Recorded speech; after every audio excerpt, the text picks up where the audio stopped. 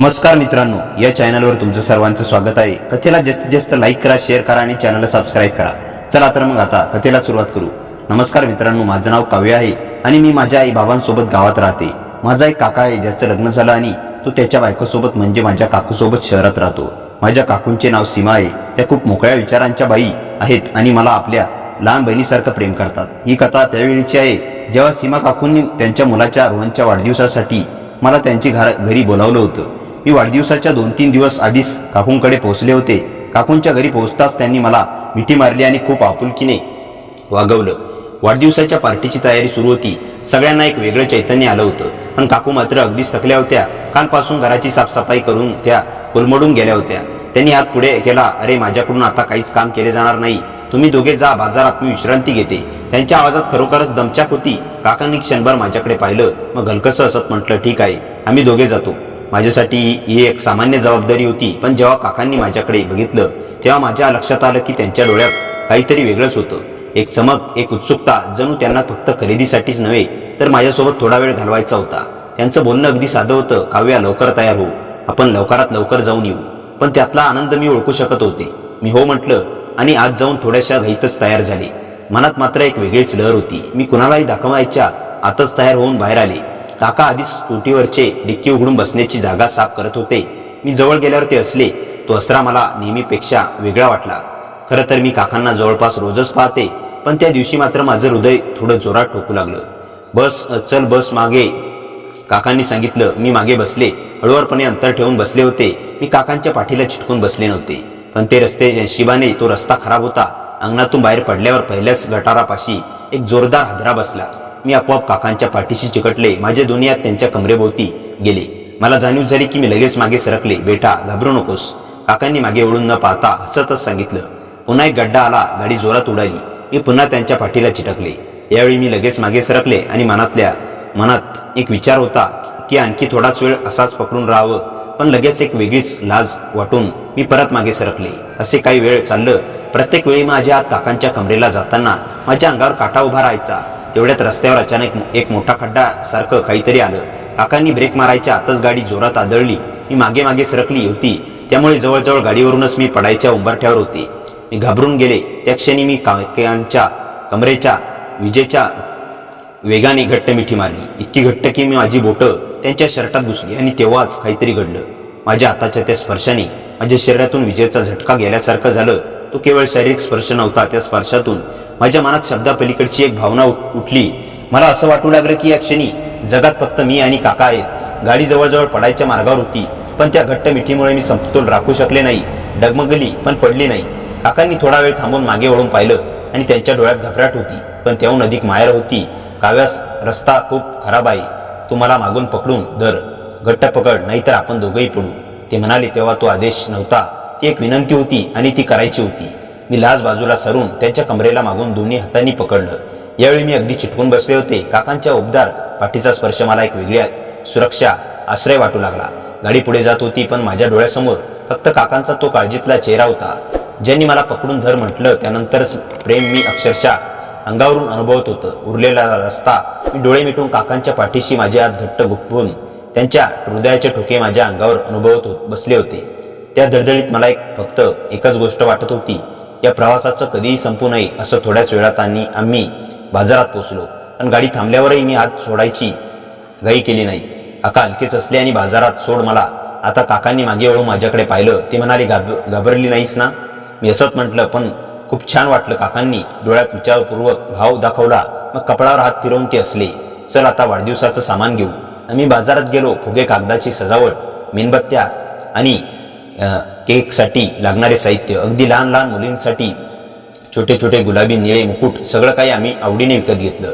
पण खरेदी करताना माझे डोळे काकांच्या हाताकडे, त्यांच्या मुद्रेकडे अधूनमधून वळत होते।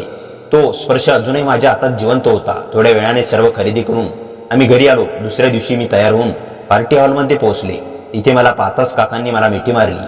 ते इतके नशेत होते की नीट उभे राहू शकत नव्हते, म्हणून मी त्यांना माझ्यापासून दूर केलं आणि काकूंना शोधायला लागले। तेव्हाच काका आले। रोहन खूप रडत होता, म्हणून सीमा त्याला दूध पाजायला आत गेली आहे। थोड्या वेळाने काकू रोहनला घेऊन बाहेर आल्या आणि मग केक कापल्यानंतर पार्टी सुरू झाली। आम्ही सगळ्यांनी खूप मजा केली आणि रोहनला खूप साऱ्या भेटवस्तू आणि प्रेम मिळालं। पार्टी संपल्यावर मीही बाकी नातेवाईकांप्रमाणे घरी जायला तयार होऊ लागले. तेव्हा काकूंनी मला थांबवलं आणि म्हणाल्या, काव्या, मी तुला इतक्या लवकर जाऊ देणार नाही. आतापर्यंत आम्ही दोघेही वाढदिवसाच्या तयारीत गुंतलो होतो, त्यामुळे मी तुला नीट लक्ष देऊ शकले नाही आणि आपण दोघांनी एकत्र वेळही घालवला नाही. काकूंनी इतक्या प्रेमाने सांगितलं की मीही थांबायला तयार झाले, कारण माझे सेमिस्टरचे परीक्षाही संपले होते. म्हणून आईबाबांनी मला इथे थांबायची परवानगी दिली. काकूंनी मला एक स्वतंत्र खोली दिली होती, जेणेकरून मला कोणतीही अडचण येऊ नये. दुसऱ्या दिवशी सगळे पाहुणे निघून गेले आणि मग मी आणि काकू एकत्र बाहेर फिरायला गेलो. आम्ही दोघींनी भरपूर खरेदी केली, सिनेमा पाहायला आवडते, जेवण खाल्लं आणि असंच मला इथे येऊन आता एक आठवडा झाला होता. इथे आल्यानंतर मी काही दिवसांपासून हे पाहत होते की रोहनने काकूंना खूप त्रास द्यायला सुरुवात केली होती आणि त्यामुळेच त्या काकांना वेळ देऊ शकत नव्हत्या. जेव्हा नवरा बायको एकमेकांना वेळ देऊ शकत नाही तेव्हा त्यांच्या नात्यात अंतर यायला लागतं. म्हणून एक दिवस मी काकूंना म्हणाले, काकू, तुम्ही काका थोडे बाहेर फिरून येता का? काकू म्हणाल्या, काव्या, आता रोहन खूप त्रास देतो, अशा वेळी त्याला बाहेर नेणं थोडं अवघड होईल. मी काकूंना धीर देत म्हणाले, काकू, तुम्ही रोहनची काळजी करू नका, मी त्याला सांभाळीन आणि आता तो मला ओळखायलाही लागलाय, त्यामुळे जास्त त्रास होणार नाही. फक्त एक दिवसाची तर गोष्ट आहे, मी रोहनची नीट काळजी घेईन. काकूंनी माझ्यावर विश्वास ठेवला आणि रोहनला माझ्यासोबत सोडून काकांसोबत निघून गेल्या. त्या पूर्ण दिवसभर रोहन माझ्यासमोर होता. मी त्याला नीट खाऊ पिऊ घातलं, पार्कमध्ये फिरवलं, गोष्टीही सांगितल्या आणि शेवटी तो माझ्या मांडीवर झोपला. संध्याकाळी जेव्हा काका काकू घरी परतले तेव्हा रोहनला इतक्या शांतपणे झोपलेलं पाहून ते चकित झाले. काकू म्हणाल्या, काव्या, तू माझ्या मुलावर कोणती जादू केली आहेस की तो इतक्या आरामात झोपला? खरंच रोहन मला अजिबात त्रास दिला नव्हता. थोड्या वेळ गप्पा मारल्यानंतर आम्ही सगळे झोपायला गेलो. तेव्हा रोहन माझ्यासोबत झोपायचा हट्ट करू लागला. त्याच्या हट्टामुळे काका काकू माझ्या खोलीत झोपले आणि मी त्यांच्या खोलीत झोपले, कारण त्यांची खोली रोहनसाठी जास्त आरामदायक होती. मध्यरात्री अचानक मला माझ्या शरीरावर कोणाचा तरी हात जाणवला. आधी मला वाटलं की तो रोहनचा हात असेल, पण हळूहळू मला समजलं की हा हात कोण्या लहान मुलाचा नाही तर कोण्या मोठ्या माणसाचा आहे. जेव्हा मी उठून पाहिलं तेव्हा समोर काका उभे होते, पण ते मध्यरात्री माझ्या शरीरावर हात का फिरवत होते मी याकडे जास्त लक्ष दिलं नाही. पण दुसऱ्या रात्रीही तसंच घडलं. आजही ते माझ्या शरीरावर हात फिरवत होते आणि आज तर त्यांचा स्पर्श मला अशी जागी झाला त्यामुळे मी घाबरले. मी लगेच त्यांचा हात झटकला आणि म्हणाले, हे तुम्ही काय करत आहात? ते म्हणाले, काव्या, मला माफ कर. मला माहित नव्हतं की तू आजही माझ्या खोलीत झोपली आहेस. मी तुला सीमा समजले होते. आणखी काही दिवस गेले आणि आता रोहन माझ्यासोबत खूप मिळून वागायला लागला होता. एक दिवस सकाळी नाश्त्याच्या वेळी मी काकूंना म्हणाले, काकू, आता मला घरी परत जायला हवं. मला इथे येऊन खूप दिवस झाले आहेत आणि आता रोहनही समजदार झालाय. काकू म्हणाल्या, काव्या, प्लीज माझ्यासाठी आणखी काही दिवस थांब ना. मी 3 महिन्यांचा कुकिंग क्लास लावलाय आणि तो आता रोहन तुझ्यासोबत मिसळून राहायला लागलाय, म्हणून मी निश्चितपणे त्याला तुझ्यासोबत सोडून जाऊ शकते. मला तुझ्यावर पूर्ण विश्वास आहे की तू त्याची आईसारखी काळजी घेशील. गेले 4-5 महिने मी हा कोर्स करायचा विचार करत होते, पण रोहनमुळे मी आतापर्यंत सगळं थांबून ठेवलं होतं. फक्त काही दिवसांचीच गोष्ट, दुपारी 2 तासांचा माझा क्लास असेल, त्यानंतर मी सगळं सांभाळेल. काकू मला विनवणी करू लागल्या. तेव्हाच काका म्हणाले, काव्या, तू सीमाला आपली मोठी बहीण मानतेस ना, तर तिच्यासोबत एवढं करू शकतेस नाही का? दोघांचा आग्रह वाढतच होता, म्हणून मी तिथे थांबण्याचा निर्णय घेतला. माझ्या या निर्णयामुळे ते दोघे खूप खुश झाले आणि त्यानंतर काका ऑफिसला निघून गेले. ते गेल्यानंतर काकूंनी मला मिठी मारली आणि म्हणाल्या, काव्या, फक्त तुझ्यामुळेच मी हा कोर्स पूर्ण करू शकणार आहे. फक्त काही दिवसांची गोष्ट आहे. हा कोर्स संपल्यानंतर मी माझ्या स्वतःचा व्यवसाय सुरू करणार आहे आणि हे सगळं तुझ्यापुढे शक्य होणार आहे. काकूंना इतक्या खुश पाहून मीही खुश झाले. दुपारची वेळ होती. संपूर्ण घरात एकांत पसरला होता. काकू क्लाससाठी गेल्यापासून रोहन अस्वस्थ होता. मी त्याला उचलून घेतले, हळूवारपणे जेवण भरवायला सुरुवात केली. पण अचानक त्याच्या चेहऱ्यावर भाव बदलले, ओठ थरथरले आणि मग एक जोरदार किंचाळी घरात गुंजली. त्यांचे हातपाय आखडले, तोंड लाल भडक झाले. मी घाबरून गेले. मी धावत स्वयंपाकघरात गेले. रोहनची दुधाची बाटली उकळायला ठेवली. माझा श्वास चढला होता. पाठीमागून कोणीतरी येत आहे हे मला अजिबात कळले नाही आणि मग पाठीवर आज जोराची मिठी. मी एकदम गोठून गेले. काकू असा विचार मनात आला, तोच माझ्या मानेवर कोणाचा तरी स्पर्श जाणवायला लागला. तो स्पर्श इतका नाजूक होता की माझ्या अंगात विजेचा झटका लागल्यासारखे झाले. माझे संपूर्ण शरीर शहारले गेले. असा स्पर्श मला आजपर्यंत कधीच झाला नव्हता. तो स्पर्श मला पहिल्यांदा नकोसा वाटला, पण थोड्या वेळाने मला तो स्पर्श हवासा वाटू लागला. नंतर मी थोड्या वेळाने भानावर आले आणि माझ्या तोंडून एक अनियंत्रित किंचाळी बाहेर पडली. मी झटकन मागे वळले. डोळ्यात राग, धक्का, घाबरट सगळे मिळून काका माझ्यापासून एक पाऊल मागे सरकले. त्यांचे हात वर झाले होते, जणू काही त्यांना न्यायासमोर उभे केले आहे. डोळ्यात खरी भीती होती. अरे काव्या, तू काय करते आहेस? त्यांच्या आवाजात एक थरकाप होता. हे सीमाचे कपडे तू तिच्यासारखेच का दिसत होतीस? मी मागून पाहिले, मला वाटलं सीमा इथे उभी आहे. गैरसमज झाला माझा, मी क्षमा मागतो. मी अजून थरथरत होते. मान हाताने झाकली, बोटांखाली वाटले होते घाम की रक्त मला कळले नाही. रोहन आता जोरात रडत होता. दूध उकळून वर आले होते. काका हळूहळू माझ्याकडे आले, पण आता दूर उभे राहिले. बरं वाटत नव्हतं. ते म्हणाले, तू जी शिक्षा द्यायची ती दे, पण मी जाऊन बर्फ आणतो, तुला वेदना होईल. ते परत आले तोवर मी रोहनची बाटली घेऊन आपल्या खोलीत शिरले होते. खोलीत दार लावून अंग थरथरत होते. काही वेळाने हळूहळू दाराची कडी वाजवली. काका दाराशी बर्फाची पिशवी घेऊन उभे होते. ते दे, मी फक्त एवढेच म्हटले. त्यांनी आत येऊन माझ्या मानेवर हात लावला. मी अजून इकडे तिकडे पाहत होते. बर्फाचा तुकडा ज्या ठिकाणी दात बसले होते तिथे फिरू लागले. माझी त्वचा शून होत होती. काकांचे हात मात्र थरथरत होते. हा प्रसंग आपण कुणालाच सांगणार नाही. काकांनी पुटपुटल्यासारखे केले. मी गप्प होते. खिडकीबाहेर ढग जमत होते. रोहन आता दूध पिऊन झोपला होता. माझ्या मनात विचार चालू होता की ही घटना फक्त गैरसमज होता की काहीतरी अधिक घडत होतं. पण त्या क्षणी मी फक्त दार बंद करून बसायचं ठरवले. बर्फ वितळत होता. मानेची आग हळूहळू विझत होती. पण आतून एक वेगळाच आनंद येत होता. कुणास ठाऊक, पण माझ्या त्याच्या कृतीत काही ठीक वाटत नव्हती. म्हणून मी म्हणाले, काका तुमच्या मदतीची गरज नाही. आता मला बरं वाटतंय. पण तुम्ही काही तासापूर्वीच तर ऑफिसला गेला होतात, मग इतक्या लवकर परत कसे आलात? यावर ते म्हणाले की आज ऑफिसात जास्त काम नव्हतं म्हणून लवकर घरी आलो. त्यांच्या बोलण्याला मान्यता देत मी म्हणाले, आज रात्रीच्या जेवणासाठी कुठेतरी बाहेर जाऊया. काकाचं बोलणं ऐकून काकू म्हणाले, अमित, मी तुला आधीच सांगितलं होतं की आज रात्री 8 वाजता माझ्या कुकिंगचा ऑनलाईन क्लास आहे. मग मी कशी येऊ शकेन? यावर काका म्हणाले, सीमा, जर तू येऊ शकते नशील तर मी काव्याला कुठेतरी बाहेर घेऊन जाईल, कारण ती गेल्या काही दिवसांपासून आपल्यासाठी खूप काही करते. थोडं बाहेर जाईल तसं तर तिचं मनही चांगलं होईल. मला काकांसोबत एकट्याने जायचं नव्हतं, पण त्यांनी काकूंना सांगितलं, सीमा, तू काव्याला बाहेर फिरायची परवानगी दे. संध्याकाळी काका माझ्या खोलीत एक 1 पीस ड्रेस घेऊन आली आणि म्हणाले, काव्या, जेवायला जाताना हा ड्रेस घाल. हा ड्रेस सीमाने तुझ्यासाठी पाठवलाय. मला त्याचं बोलणं अजिबात खरं वाटलं नाही. मला असं वाटत होतं की ते काकूचं नाव सांगून मला आवडीचा ड्रेस घालायला देत आहे. पण जेवायला उशीर होत होता म्हणून मी त्यांना आणलेला ड्रेस घातला. मी तयार होऊन बाहेर आले तेव्हा काकू म्हणाल्या, काव्या, तू तर खूपच छान दिसत आहेस आणि हा ड्रेसही तुझ्यावर खूप शोभतोय. काकूंच्या बोलण्यावरून स्पष्ट दिसत होतं की हा ड्रेस त्यांनी पाठवला नव्हता. मी त्यांना या ड्रेसबद्दल विचारलं होते की काका म्हणाले, काव्या, पटकन चल, आपल्याला आधीच उशीर होत चाललाय आणि मग लवकर घरी परत यायचं आहे. मी त्यांच्या प्रियकरासोबत नाही तर माझ्या काकूसोबत जेवायला आले होते. असं वातावरण कसंही असलं तरी मला काय करायचं विचार करत मी पुढे गेले. काकांनी माझा हात धरून हॉटेलमध्ये प्रवेश केला आणि जेवताना ते वारंवार माझ्या मोकळ्या पायावर हात ठेवत होते. मी जितक्यांदा त्यांच्यापासून दूर सरकले तितक्यांदा ते माझ्याजवळ येत होते.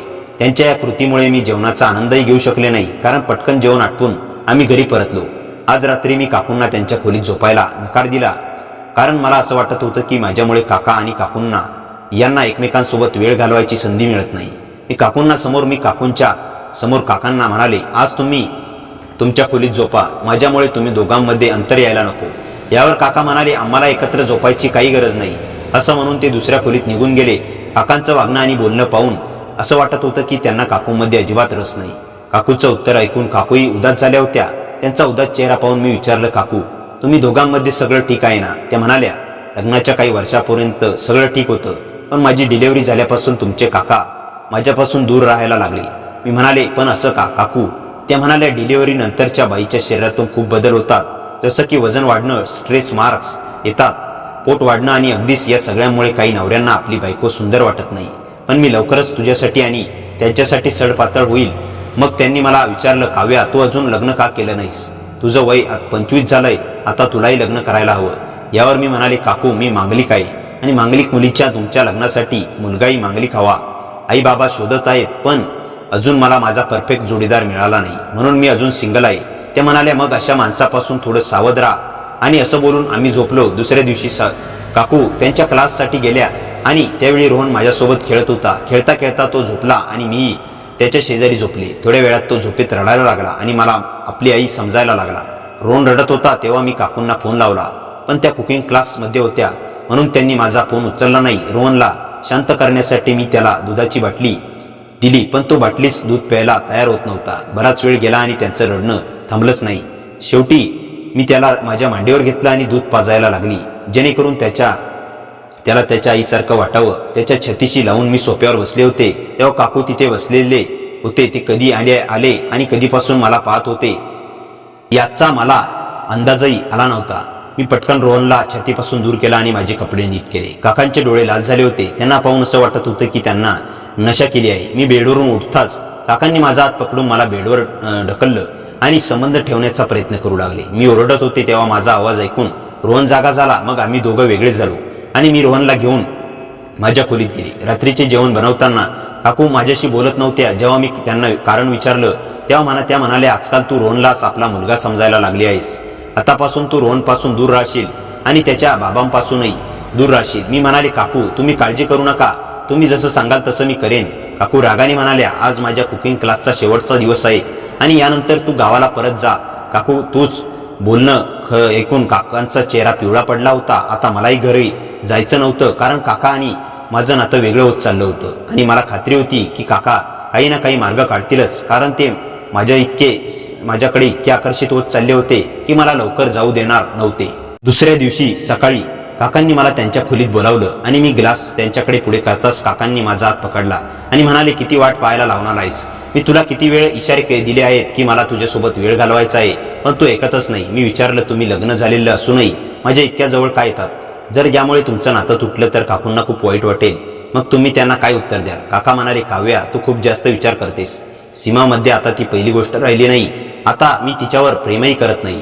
मी तिला कुकिंग क्लास करू देत आहे कारण माझी नोकरी सुटली आहे. जर तिने व्यवसाय केला तर मी आरामात तिच्या कमाईवर करीन. तुला काही हरकत नसेल तर आपण नाही लग्न करू शकतो आणि पैसेही. रोहन तुला आपली आई समजायला लागलाय. मला त्याचं बोलणं आवडलं नाही. तेव्हाच आमच्या खोलीचा दरवाजा उघडला आणि काकू आमच्या समोर उभ्या होत्या. मला काकांच्या मिठीत पाहून त्या चकित झाल्या. माझी नजर काकूंवर पडताच मला काकूंना ढकलून त्यांच्यापासून दूर केलं आणि काकूंजवळ जाऊन उभे राहिले. काकूंना सांगितलं, सीमा तू काव्याला आताच गावाला पाठवून दे. हिने आज माझ्यासोबत इतक्या चुकीच्या गोष्टी करायचा प्रयत्न केला आहेस की मी तुला सांगू शकत नाही. जेव्हा मी माझी फाईल घ्यायला घरी आलो तेव्हा काव्याने संधी साधून मला मिठी मारली आणि आपल्या मर्यादा ओलांडल्या लावली. काका माझ्याबद्दल वाईट बोलत होते. त्यांनी काकूंना सांगितलं की मी त्यांच्यासोबत संबंध ठेवण्याचा प्रयत्न करत होते. त्यानंतर काकूंनी मला रागाने पाहिलं आणि मग ओळून काकांना जोरदार थप्पड मारली आणि म्हणाल्या, अरे नीच माणसा, मी सगळं ऐकत आहे. काव्या पानाचा ग्लास घेऊन आली. या खोलीत आल्यापासून मी फोनवर तुझ्या सगळ्या घाणेरड्या गोष्टी ऐकत होते. काव्याने काल रात्रीचं तुझी सगळी गोष्ट खरी मला सांगितली होती, पण मी तिच्यावर विश्वास न ठेवला नव्हता. मला आता सगळं समजलं की तू काव्याला इतकी थांबवायला का आग्रह करत होतास. काल रात्री तुझ्या खऱ्या रूपाला बाहेर काढण्यासाठी तिने तुझ्यासोबत नाटक केलं होतं. जेव्हा तू तिच्यासोबत जबरदस्ती करायचा प्रयत्न केलास, आता मला समजलं की तू ऑफिसातही कोणत्या महिला कर्मचाऱ्यांसोबत छेडछाड केली असेल, म्हणून तुझी नोकरी गेली असेल. आणि हेच कारण आहे की तू दर महिन्याला नोकरी का बदलतोस. गेल्या 4 वर्षापासून तू मला मूर्ख बनवत आहेस. मी घरातलं सगळं सांभाळून ठेवलंय आणि तू बाहेर मुलीवर पैसे उडवत आहेस. काव्याने मला ते सगळं मेसेज दाखवले जे तू तिला पाठवले होते. ते काकूंच्या समोर काकांचं खरं रूप आणायचं होतं आणि आता ते समोर आलं होतं. काकांनी माझ्यासोबत चुकीचे संबंध ठेवण्यासाठी मला वारंवार समजावण्याचा प्रयत्न केला, पण मी काकूंच्या विश्वासाला धोका देऊ शकत नव्हतो. गेल्या काही दिवसांपासून काकूंना माझ्यावर आणि काकांवर संशय आला होता, म्हणून मी माझ्याशी नीट बोलतही नव्हत्या. शेवटी काल रात्री मी त्यांना सगळं खरं सांगितलं की त्यांचा नवरा माझ्यावर कसा फिदा झालाय. त्यानंतर काकूंनी त्यांच्या नवऱ्यापासून वेगळं होण्याचा निर्णय घेतला. मला वाटलं की माझ्यामुळे त्यांचं वैवाहिक आयुष्य उद्ध्वस्त झालं. तेव्हा काकू मला म्हणाल्या, काव्या तू माझं आयुष्य मोडलं नाहीस, उलट तर तू मला खूप धैर्य दिलंस. आज तुझ्यामुळे माझ्या नवऱ्याचं खरं रूप माझ्यासमोर आलं. नाहीतर मी त्याच्यासाठी सगळं करत होते, पण तो बाहेर मुलींच्या मागे धावत होता. त्याने कधी आपल्या बायकोला नीट पाहिलंच नाही आणि माझ्या मेहनतीची कदरही केली नाही. काव्या तू योग्य वेळी माझे डोळे उघडलेस. तुझ्यामुळे मी माझ्या कुकिंगचं स्वप्न पूर्ण करू शकले. आता मी लवकरच माझा छोटासा व्यवसाय सुरू करणार आहे. काकूंचे शब्द ऐकून माझ्या डोळ्यात नकळत पाणी आलं. मी त्यांचा हात हातात घेतला आणि म्हणाले, काकू तुम्ही माझ्यासाठी फक्त काकू नाही तर माझ्या मोठ्या बहिणीसारख्या तुमचं आयुष्य पुन्हा उभं राहताना पाहणं हेच माझ्यासाठी सगळ्यात मोठं समाधान आहे. काकूंनी मला घट्ट मिठी मारली. त्यांच्या डोळ्यात दुःख होतं, पण त्या दुःखाच्या मागे एक नवा आत्मविश्वासही दिसत होता. अमित काकांनी मात्र एक शब्दही न बोलता घर सोडलं. दार बंद झाल्याचा आवाज झाला आणि घरात काही क्षण पूर्ण शांतता पसरली. रोहन माझ्याजवळ आला आणि माझ्या हाताला धरून उभा राहिला. काकूंनी त्यांच्याकडे पाहिलं आणि हळूच म्हणाल्या, आता आपण दोघं नाही काव्या, आपण तिघं मिळून हे आयुष्य पुन्हा सुरू करू. त्या रात्री आम्ही उशिरापर्यंत बोलत बसलो. काकूंनी दुसऱ्या दिवसापासून स्वतःच्या आयुष्याचा निर्णय स्वतः घेण्याचं ठरवलं. त्यांनी घटस्फोटाची प्रक्रिया सुरू साठी वकिलाशी संपर्क केला आणि आपल्या कुकिंग क्लासमधून शिकलेल्या गोष्टींचा व्यवसाय उपयोग करण्याचा निर्णय घेतला. पण त्या रात्री मला झोप लागत नव्हती. अमित काकांच्या वागण्याचा विचार मनातूनही जात नव्हता. अचानक माझ्या फोनवर एक अनोळखी मेसेज आला. कथा इथे संपलेली नाही. माझ्या अंगावर काटा आला. नंबर सेव्ह केलेला नव्हता. मी पुन्हा मेसेज उघडला. त्याखाली दुसरा मेसेज होता. अमितच्या ऑफिसमधील गोष्ट तुला अजून पूर्ण माहिती नाही. माझं हृदय जोरात धडधडू लागलं. मी लगेच काकूंना उठवलं आणि फोन त्यांच्या हातात दिला. मेसेज पाहताच त्यांच्या चेहऱ्यावरचा रंग बदलला. काव्या, हा नंबर कोणाचा असेल? त्यांनी घाबरून विचारलं. मी काहीच बोलले नाही. दुसऱ्या दिवशी सकाळी आम्ही पोलिसांकडे जाण्याचा निर्णय घेतला. पण त्याआधीच काकूंच्या जुन्या लॅपटॉपवर एक ईमेल आला होता. ईमेलमध्ये अमित काकांच्या ऑफिसमधील काही कागदपत्र आणि काही महिलांनी केलेल्या तक्रारीच्या प्रती होत्या. त्या क्षणी आम्हाला समजलं की अमितचं खरं रूप आपण समजलो होतो त्यापेक्षाही मोठं होतं. काकूंनी लगेच पुरावे सुरक्षित ठेवले. पुढचे काही दिवस धावपळीत गेले. दरम्यान काकूंनी छोट्याशा घरगुती किचनमधून आपला व्यवसाय सुरू केला. पहिल्याच दिवशी फक्त 10 ऑर्डर होत्या. पण त्या 10 ऑर्डर काकूंसाठी 10 आशेच्या किरणांसारख्या होत्या. मी त्यांना मदत करत होते आणि रोहन माझ्या भोवती खेळत होता. एक संध्याकाळी काकू म्हणाल्या, काव्या, तुझ्यामुळे माझं आयुष्य बदललं. पण आता मला तुझ्याबद्दलही विचार करायचा आहे. तू कायम माझ्यासाठी जगत राहू नकोस. तुझ्यासाठी कुणीतरी असायला हवं. मी हसून विषय टाळला. पण त्याच रात्री व्यवसायाच्या नवीन ग्राहकाची ऑर्डर घेण्यासाठी फोन आला. फोनच्या दुसऱ्या बाजूला एका पुरुषाचा शांत नम्र आवाज होता. तुमच्या किचनची खूप प्रशंसा केली आहे. उद्याच्या कार्यक्रमासाठी मोठी ऑर्डर हवी आहे. बोलता येईल का? काकूंनी होकार दिला. दुसऱ्या दिवशी एक तरुण आमच्या घरी आला. उंच, साधा आणि अतिशय शांत स्वभावाचा. त्याचं नाव होतं आदित्य. तो एका इव्हेंट कंपनीत काम करत होता. त्याने काकूच्या पदार्थाची चव घेतली आणि लगेच म्हणाला, तुमच्याकडे चव आहे, मेहनत आहे आणि सर्वात महत्त्वाचं म्हणजे प्रामाणिकपणा आहे. तुमचं किचन मोठं होऊ शकतं. काकूंच्या चेहऱ्यावर आनंद उमटला. पण माझी नजर मात्र आदित्यच्या हातावर असलेल्या एका फाईलवर खिळली. त्या फाईलवर अमित काकांच्या जुन्या ऑफिसचं नाव होतं. माझ्या मनात पुन्हा संशयाची घंटा वाजली. आदित्यने माझ्याकडे पाहिलं आणि क्षणभर शांत झाला. मग तो म्हणाला, तुम्ही काव्या ना? मी चकित झाले. हो, पण तुम्हाला माझं नाव कसं माहीत? त्याने फाईल बंद केली आणि हलकसं हसत म्हणाला, तुम्हाला माझ्याबद्दल लवकरच सगळं कळेल. एवढं बोलून तो निघून गेला. त्या क्षणी मला जाणवलं, माझ्या आयुष्यातील एक अध्याय संपला असला तरी दुसरा अध्याय नुकताच सुरू झाला होता. पण हा अध्याय प्रेमाचा होता की आणखी एखाद्या मोठ्या रहस्याचा, हे मला अजूनही माहीत नव्हतं. रात्री माझ्या फोनवर पुन्हा एक मेसेज आला. आदित्यवर लगेच विश्वास ठेवू नकोस.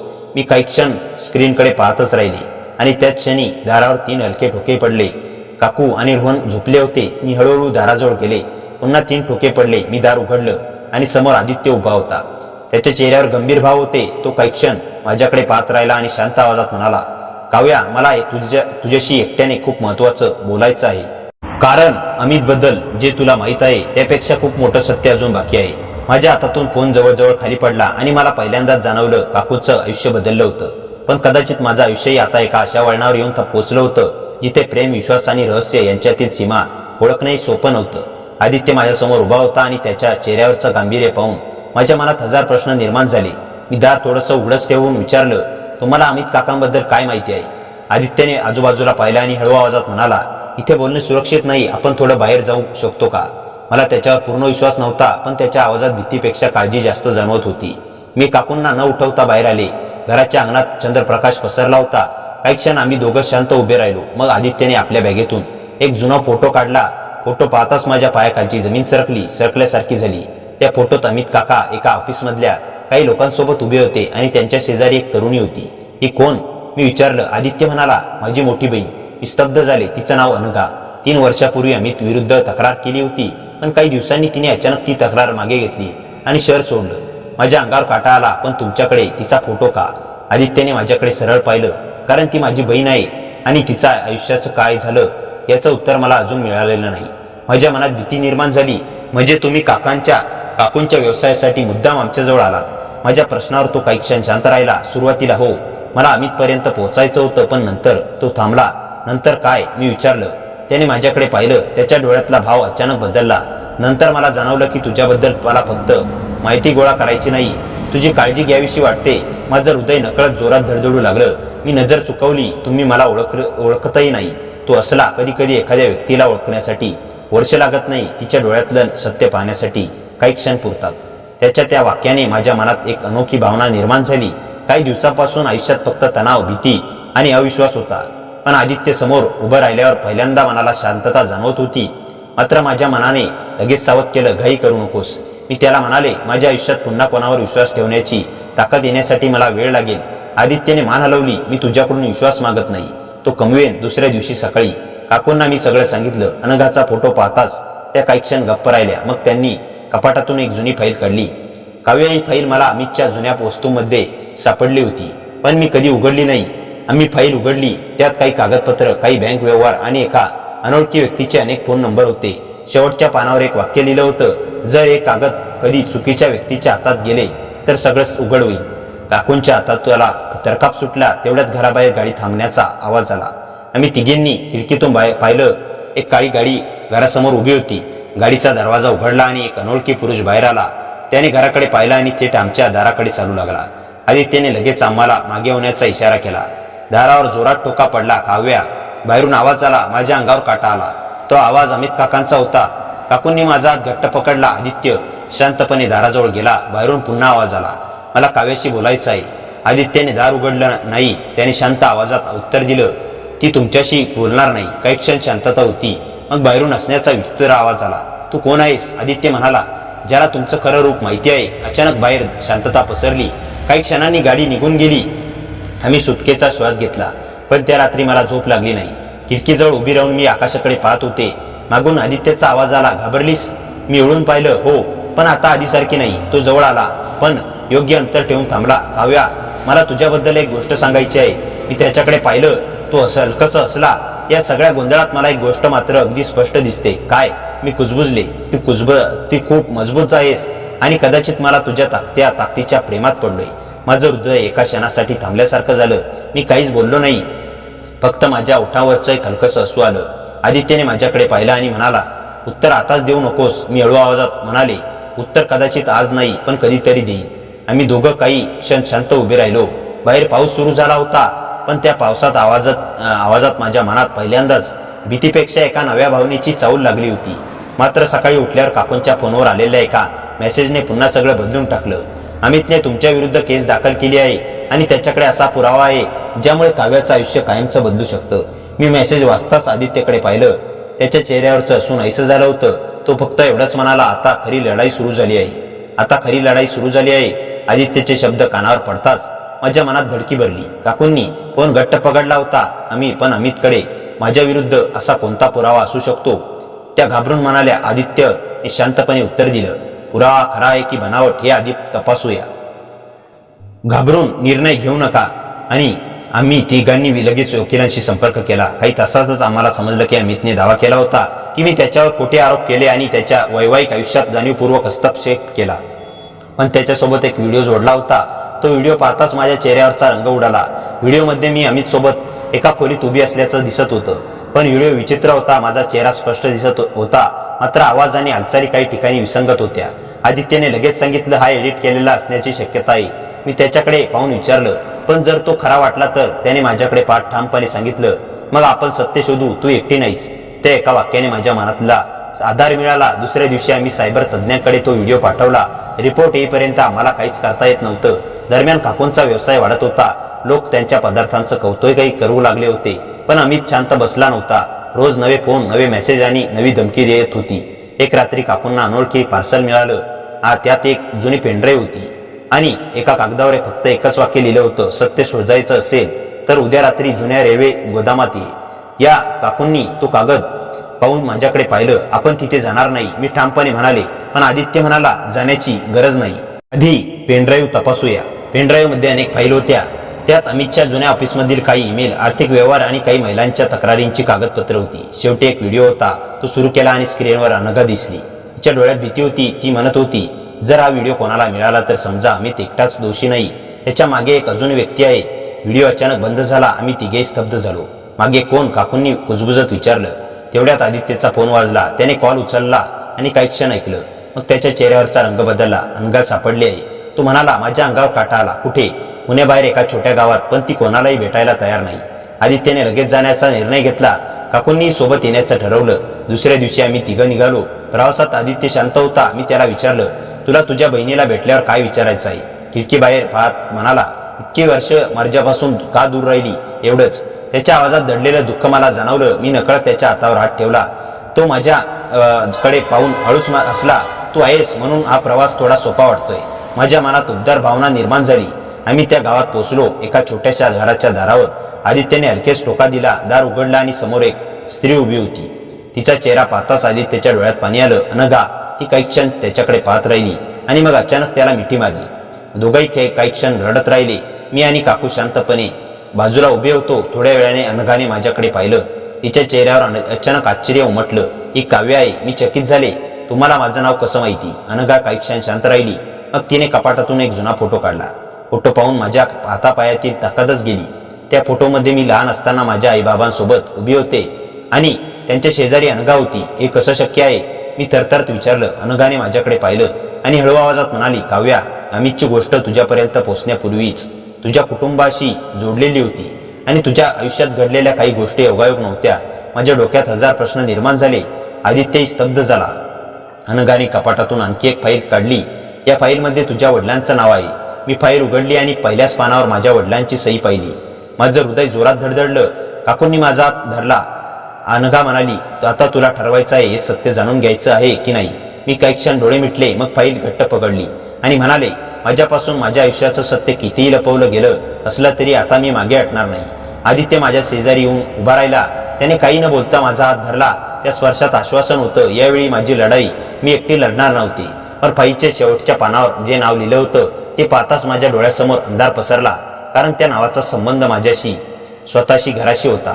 फाईलच्या शेवटच्या पानावरचं नाव पाहून माझा श्वासच अडकला. त्या कागदावर माझ्या वडिलांचं नाव होतं. मी थरथरत्या आवाजात अनघाला विचारलं, माझ्या बाबाचं नाव यात का आहे?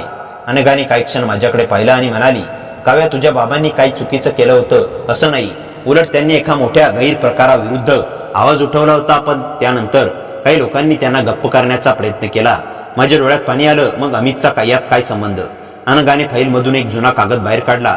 त्यावर अमितची सही होती. अमित त्यावेळी एका कंपनीत काम करत होता. तुझ्या बाबांना जे कागद मिळाले होते तेच त्याच कंपनीशी संबंधित होते. तुझ्या बाबांनी ते कागद सुरक्षित ठेवले. पण त्यांना कल्पना नव्हती की त्यांच्या कुटुंबालाही या सगळ्यांचा धोका निर्माण होईल. माझ्या मनात जुन्या आठवणी जाग्या झाल्या. लहानपणी बाबा काही वेळा अचानक फोनवर कोणाशी तरी बोलून घराबाहेर जात असत. आईला काही विचारलं की ती फक्त ऑफिसचं काम आहे असं म्हणायची. मला जेव्हा काही समजत नव्हतं, आता मात्र प्रत्येक आठवण वेगळाच अर्थ सांगत होती. आदित्य माझ्या जवळ उभा होता. त्याने हळू आवाजात विचारलं, तू ठीक आहेस? मी मान हलवली. नाही, पण मला सत्य जाणून घ्यायचं आहे. अनघाने आणखी एक फोटो आमच्या समोर ठेवला. त्या फोटोत अमित सोबत आणखी एक व्यक्ती होती. फोटोच्या मागे तारीख आणि एका जुन्या गोदामाचा पत्ता लिहिला होता. आदित्यने फोटो हातात घेतला आणि अचानक म्हणाला, हा माणूस मला ओळखीचा आहे. आम्ही त्याच्याकडे पाहिलं. हा अमितचा जुना बॉस आहे, पण तो अनेक वर्षापासून गायब आहे. काकूंनी घाबरून विचारलं, मग तो अजून जिवंत आहे का? अनघाने उत्तर दिलं, मला माहीत नाही, पण जर तो जिवंत असेल तर या सगळ्या प्रकरणाची शेवटची कडी त्याच्याकडे आहे. आम्ही शहरात परतलो आणि दुसऱ्याच दिवशी वकिलाला सगळी कागदपत्र दिली. सायबर रिपोर्टही आला. अमितने सादर केलेला व्हिडिओ खोटा असल्याचं स्पष्ट झालं. व्हिडिओमध्ये चेहरा आणि आवाज वेगवेगळ्या फुटेजमध्ये जोडले गेले होते. हा पुरावा मिळताच काकूंना सुटकेचा श्वास सोडला. पण अमितला अजून अटक झाली नव्हती. त्या रात्री घराच्या बाहेर अचानक एक कार थांबली. आदित्यने खिडकीतून पाहिलं. तोच आहे, तो म्हणाला. मी घाबरून विचारलं, कोण? फोटो मधला माणूस. आम्ही दिवे बंद केले. काही क्षणांनी दारावर टकटक झाली. पण यावेळी बाहेर अमित नव्हता. एक मध्यमवयीन पुरुष उभा होता. त्याने दार उघडताच माझ्याकडे पाहिला आणि म्हणाला, तूच काव्य आहेस? मी काही बोलले नाही. तो म्हणाला, तुझ्या बाबांनी माझ्यावर एकदा विश्वास ठेवला होता. तो विश्वास मी मोडला. आज त्याची किंमत चुकवायला आलोय. त्याने एक लहानशी चावी माझ्या हातात ठेवली. या चावीने जुन्या लॉकरचं कुलूप उघडेल. त्यात तुझ्या बाबांनी ठेवलेलं खरं सत्य आहे. एवढं बोलून तो निघून गेला. दुसऱ्या दिवशी आम्ही त्या जुन्या बँकेच्या लॉकरमध्ये गेलो. लॉकर उघडला आणि आत एक लिफाफा, काही कागदपत्र आणि एक छोटासा फोटो होता. फोटोमध्ये माझे बाबा, अनघा आणि त्यांचे आदित्यचे वडील उभे होते. आदित्य फोटो हातात घेऊन काही क्षण निशब्द झाला. माझ्या बाबांचा याच्याशी काय संबंध? त्याने कुजबुजत विचारलं. लिफाफ्यातील पत्र उघडलं. बाबांनी लिहिलं होतं, जर कधी हा लिफाफा काव्यापर्यंत पोहोचला तर तिला सांगावं की सत्यापासून कधीही पळू नये. काही लोकांनी आमच्यात फूट पाडण्याचा प्रयत्न केला, पण माझा विश्वास होता की एक दिवस सत्य समोर येईल. पत्राच्या शेवटी एक वाक्य होतं, आदित्यच्या वडिलांवर विश्वास ठेव. आदित्यच्या डोळ्यात पाणी आलं. तो माझ्याकडे पाहत म्हणाला, काव्या, माझ्या बाबांचं तुझ्या बाबांशी नातं होतं आणि मला वाटतं कदाचित आपण दोघं आज ज्या कारणाने भेटलो तेही योगायोग नाही. मी त्याचा हातात घेतला. मला योगायोगावर विश्वास नाही, मी हळूच म्हणाले, पण मला आता तुझ्यावर विश्वास ठेवायला शिकायचा आहे. त्याने माझ्या हातावर हलकं दाब देत फक्त एवढंच म्हटलं, मी तो विश्वास कधीच तोडणार नाही. काकू आमच्याकडे पाहून हसल्या. त्यांच्या चेहऱ्यावर पहिल्यांदाच खऱ्या आनंदाची झलक होती. पण तेवढ्यात माझ्या फोनवर एक नवीन मेसेज आला. तुम्हाला वाटतंय की सत्य सापडतं? नाही, खरी व्यक्ती अजून तुमच्या समोर आलेलीच नाही. खाली एक फोटो जोडलेला होता. फोटो पाहताच माझ्या हातातून फोन निसटला. कारण त्या फोटोमध्ये आम्ही तिघं, मी, काकू आणि आदित्य, लॉकरमधून बाहेर पडताना दिसत होतो. म्हणजे कोणीतरी आम्हाला खूप जवळून पाहत होतं. फोन हातातून निसटल्यावर काही क्षण माझ्या तोंडून शब्दच फुटले नाहीत. काकूंनी तो फोटो उचलला आणि त्यांच्याही चेहऱ्यावर भीती उमटली. आदित्यने फोटो नीट पाहिला आणि शांत आवाजात म्हणाला, हा फोटो आत्ताच काढलेला आहे. म्हणजे लॉकरपासून कोणीतरी आपला पाठलाग करत होतं. मी घाबरून खिडकीबाहेर पाहिलं. रस्त्यावर माणसं उभी होती, गाड्या होत्या, पण संशयास्पद असं काही दिसत नव्हतं. आदित्यने लगेच घरातील सगळे दरवाजे तपासले आणि आम्हाला सावध राहायला सांगितलं. रात्री उशिरा माझ्या फोनवर पुन्हा मेसेज आला, तुला सत्य हवं असेल तर उद्या सकाळी एकटी जुन्या पुलावर ये. मी मेसेज काकूंना दाखवला. त्या लगेच म्हणाल्या, तू कुठेही एकटी जाणार नाही. आदित्यने ठामपणे मान हलवली. ज्याला तुला एकटं बोलवायचं आहे त्याचा हेतू चांगला नाही. दुसऱ्या दिवशी सकाळी आम्ही पोलिसांना माहिती दिली आणि मेसेजमधील नंबर तपासण्याची प्रक्रिया सुरू केली. काही तासात एक धक्कादायक माहिती समोर आली. नंबर अमितचा नावावर नव्हता, पण तो गेल्या काही दिवसांपासून अमितच्या जुन्या फोनमधून वापरला जात होता. अमितने पोलिसांसमोर चौकशी दरम्यान मात्र दावा केला की तो फोन त्याच्याकडे नव्हता. मग तो कोण वापरत होता हा प्रश्न सगळ्यांनाच पडला. त्याचवेळी अनघाचा फोन आला. तिचा आवाज थरथरत होता. आदित्य, मला आठवलंय, त्या रात्री अमित सोबत आणखी एक व्यक्ती होती. आदित्यने विचारलं, कोण? काही क्षण शांतता होती. मग अनघा म्हणाली, तुझ्या बाबांचा जुना पार्टनर. आदित्यच्या चेहऱ्यावर धक्का उमटला. आम्ही लगेच अनघाला भेटायला निघालो. तिने आम्हाला एक जुनी डायरी दिली. त्या डायरीत अनेक तारखा, नावे आणि व्यवहाराची नोंद होती. शेवटच्या पानावर एक नाव पुन्हा पुन्हा लिहिलं होतं, समीर. काकूंनी ते नाव ऐकताच कपाळावर हात ठेवला. समीर हा तर अमितचा जवळचा मित्र होता. मला अचानक आठवलं, अमितच्या घरात पूर्वी एक माणूस अनेकदा येत असे. तो नेहमी माझ्याशी विचित्र पद्धतीने बोलायचा. त्याचं नाव समीरच होतं. आता सगळ्या धागांची दिशा एकाच व्यक्तीकडे जात होती. आम्ही पोलिसांच्या मदतीने समीरचा शोध सुरू केला. त्याच दिवशी संध्याकाळी काकूंच्या किचनला अचानक आग लागली. सुदैवाने आग मोठी होण्याआधी शेजाऱ्यांनी ती विझवली. पण काकूंचं स्वप्न जळून जाण्याच्या उंबरठ्यावर आलं होतं. त्या राखेकडे पाहत रडू लागल्या. मी त्यांना मिठी मारली. काकू, तुम्ही पुन्हा उभं राहाल. त्या म्हणाल्या, माझं किचन जळालं तरी माझं स्वप्न जळलेलं नाही. आदित्यने पुढे नेत सांगितलं, हे किचन आपण पुन्हा उभं करू. आम्ही तिघांनी दुसऱ्या दिवसापासून काम सुरू केलं. काही दिवसात लोकांनी मदतीचा हात पुढे केला. काकूंच्या व्यवसायाला उलट आणखी एक प्रसिद्धी मिळाली. पण माझ्या मनात मात्र एक वेगळीच भावना वाढत होती. आदित्य दिवसभर काकूंच्या व्यवसायासाठी धावत होता, माझी काळजी घेत होता आणि प्रत्येक वेळी माझ्या मनातील भीती शब्द न बोलताही ओळखत होता. एका संध्याकाळी आम्ही दोघं घराच्या गच्चीवर उभे होतो. खाली शहराचे दिवे चमकत होते. मी त्याला विचारलं, तुला कधी भीती वाटत नाही? तो हसला. वाटते, कशाची? मी विचारलं. त्याने माझ्याकडे पाहिलं. तुला गमावण्याची. माझ्या डोळ्यात पाणी आलं. आपलं नातं अजून नावही घेतलेलं नाही. तो हलकसा हसला. म्हणूनच घाई करत नाही, पण माझ्या मनात तुझ्यासाठी जे आहे ते खोटं नाही. त्या क्षणी मी पहिल्यांदा त्याच्या हातात माझा हात ठेवला. काही क्षण आम्ही शांत उभे राहिलो. तेवढ्यात खालून काकूंचा आवाज आला, काव्या, आदित्य, लवकर खाली या. आम्ही धावत खाली आलो. काकूंच्या हातात एक पत्र होतं. हे आत्ताच दाराखाली कोणीतरी टाकून गेलं. पत्र उघडलं. त्यात फक्त 2 ओळी होत्या. समीरला शोधू नका, तो तुमच्यापेक्षा एक पाऊल पुढे आहे. आणि काव्या, तुझ्या बाबांनी तुला जे सत्य सांगितलं आहे नाही ते तुला आता तुझ्या आईकडून ऐकावं लागेल. माझं हृदय जोरात धडधडलं. मी आईला फोन लावला. फोन उचलताच मी एक प्रश्न विचारला, आई, बाबांच्या त्या जुन्या प्रकरणाबद्दल मला सगळं खरं सांगशील का? फोनच्या दुसऱ्या बाजूला बराच वेळ शांतता होती. मग आईचा आवाज आला, काव्या, मला वाटत होतं की हे सत्य माझ्यासोबत घेऊन मरेन. मी थरथरले. आई पुढे म्हणाली, कारण समीर फक्त तुझ्या बाबांचा मित्र नव्हता, तो आपल्या कुटुंबातीलच एक माणूस होता. त्या क्षणी माझ्या डोळ्यासमोर अंधार पसरला आणि मला जाणवलं, ज्याच्यावर आपण वर्षानुवर्ष विश्वास ठेवला तोच कदाचित या सगळ्या रहस्याचा खरा सूत्रधार होता. आईचे शब्द ऐकून माझ्या अंगावर काटा आला. आई, समीर कोण आहे? मी थरथरत्या आवाजात विचारलं. आई काही क्षण शांत राहिली आणि मग म्हणाली, काव्या, समीर तुझ्या बाबांचा जुना व्यावसायिक भागीदार होता. त्याने पैशासाठी तुझ्या बाबांना फसवलं. तुझ्या बाबांनी त्यांच्या विरुद्ध पुरावे गोळा केले होते, पण समीरने उलट तुझ्या बाबांवरचा आरोप करण्याचा प्रयत्न केला. त्या काळात आदित्यच्या वडिलांनी तुझ्या बाबांची साथ दिली होती. त्यामुळे समीरने दोन्ही कुटुंबांना संपवण्याचा प्रयत्न केला. माझ्या डोळ्यात पाणी आलं. मग आई म्हणाली, अमित समीरच्या संपर्कात होता, पण त्याला सगळं माहीत होतं की नाही हे मला ठाऊक नव्हतं. फोन ठेवताच मी आदित्य आणि काकूंना सगळं सांगितलं. आदित्यने लगेच पोलिसांशी संपर्क केला. आमच्याकडे जमा केलेला कागद, मेसेज, व्हिडिओ आणि डायरीचे पुरावे आता एकमेकांशी जोडले गेले होते. पोलिसांनी समीरचा शोध सुरू केला. दुसऱ्या दिवशी समीरला शहराबाहेरील एका जुन्या गोदामात ताब्यात घेण्यात आलं. चौकशीत त्यांनी अनेक गोष्टी कबूल केल्या. अमितने माझ्यावर अनेक केलेले खोटे आरोप, बनावट व्हिडिओ, धमकीचे मेसेज आणि काकूंच्या किचनला लागलेली आग या सगळ्यामागे समीरचा हात होता. अमितने त्याला मदत केली होती. अखेर दोघांविरुद्ध कायदेशीर कारवाई सुरू झाली. काही महिन्यांनी काकूंच्या घटस्फोटाची प्रक्रिया पूर्ण झाली. त्यांनी स्वतःचा व्यवसाय पुन्हा उभा केला आणि त्यांचं छोटंसं घरगुती किचन शहरात प्रसिद्ध झालं. रोहनही आता आनंदाने वाढत होता.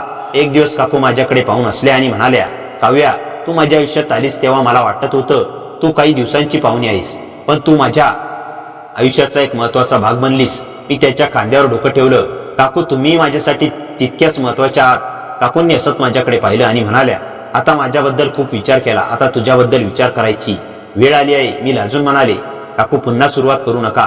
त्या हसल्या. मी काही म्हणतच नाही. तेवढ्यात दारावरची बेल वाजली. दार उघडलं तर आदित्य उभा होता. त्याच्या हातात फुलाचा छोटासा गुच्छ होता. काकूंनी माझ्याकडे पाहून मिश्किलपणे हसत म्हटलं, अरे वा, योग्य वेळी आलास. आदित्य हसला. मला काकूंना एक गोष्ट सांगायची होती. काकूंनी रोहनला येऊन आत जाताना म्हटलं, तुम्ही दोघं बोला, मी काही ऐकत नाही. मी हसले. आदित्य माझ्याकडे पाहत म्हणाला, काव्या, गेल्या काही महिन्यात आपल्या आयुष्यात खूप काही घडलं. भीती होती, संशय होता, रहस्य होतं, पण त्या सगळ्यात मला एक गोष्ट मात्र खरी वाटत राहिली. मी शांतपणे त्याच्याकडे पाहत होते. काय? तो म्हणाला, तुझ्यासोबत असताना मला घरासारखं वाटलं. माझ्या डोळ्यात पाणी आलं. आदित्य, मला प्रेमाची भीती वाटत होती, कारण मी जवळच्या नात्यामध्ये विश्वासघात पाहिला होता. पण तू मला पुन्हा विश्वास ठेवायला शिकवलंस. त्याने हळूच माझा हातात घेतला. मला एक संधी देशील? मी काही क्षण त्याच्याकडे पाहत राहिले आणि हसत म्हणाली, हो, पण एक अट आहे. तो आश्चर्याने म्हणाला, काय? मी हसून म्हणाले, आपल्या आयुष्यात आता कोणतंही रहस्य नको. तोही असला, ठीक आहे, आजपासून सगळं स्पष्ट. काकू दारातच म्हणाल्या, मग माझ्या मुलीला सुखी ठेवणार असशील तर मला होकार आहे.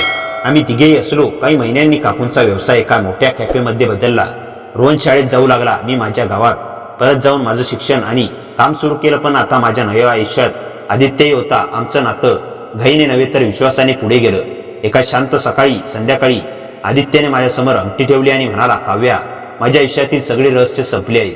आता उरलेलं आयुष्य तुझ्यासोबत जगायचं आहे. माझ्या डोळ्यात आनंद अश्रू आले. मी त्याचा हात धरला आणि म्हणाले, हो. त्याच क्षणी मला जाणवलं, काही नाती रक्ताची नसतात, पण ती मनापासून जोडली जातात. काकूंनी मला बहिणीसारखं प्रेम दिलं. रोहनने मला आईसारखं मान दिलं आणि आदित्यने मला विश्वास दिला. माझ्या आयुष्यात आलेला प्रत्येक वादळाने मला काहीतरी शिकवलं. खरं प्रेम कधीही जबरदस्ती करत नाही. ते विश्वास देतं, मर्यादा जपतं आणि योग्य वेळी हात सोडत नाही.